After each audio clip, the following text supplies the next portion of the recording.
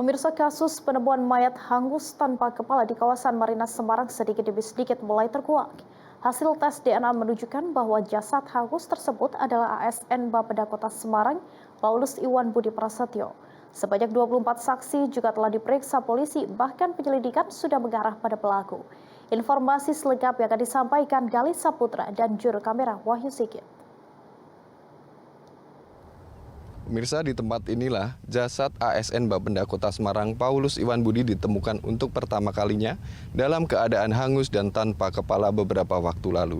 Memang polisi awalnya tidak melakukan pendugaan yang terlalu terburu-buru karena perlu dilakukan olah TKP, dan pada saat melakukan olah TKP pertama ditemukan sejumlah barang yang berkaitan dengan Paulus Iwan Budi, seperti diantaranya adalah sepeda motor, kemudian ada juga papan nama yang terletak di dada yang menandakan bahwa nama tersebut adalah Paulus Iwan Budi. Dan memang jika kita saksikan saat ini masih ada garis polisi, kemudian ada bercak hangus di mana tempat tersebut ditemukannya pertama kali jasad Paulus Iwan Budi. Polisi juga menerjunkan tim gabungan untuk menemukan bagian tubuh lainnya dari Paulus Iwan Budi seperti kepala, kemudian tangan kanan dan kiri, ada juga kaki. Selain itu juga diterjunkan Mochi yang merupakan anjing kesayangan dari Paulus Iwan Budi untuk menemukan bagian tubuh yang masih perlu dicari. Dan memang polisi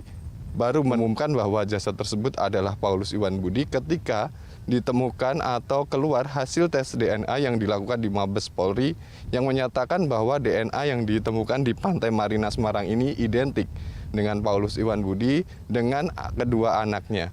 Dan hingga saat ini memang dari pihak kepolisian belum mengumumkan siapa pelaku di balik pembunuhan Paulus Iwan Budi. Dan memang penyelidikan terus dilakukan, dan kabarnya saat ini polisi sudah memeriksa setidaknya 24 saksi terkait tewasnya Paulus Iwan Budi.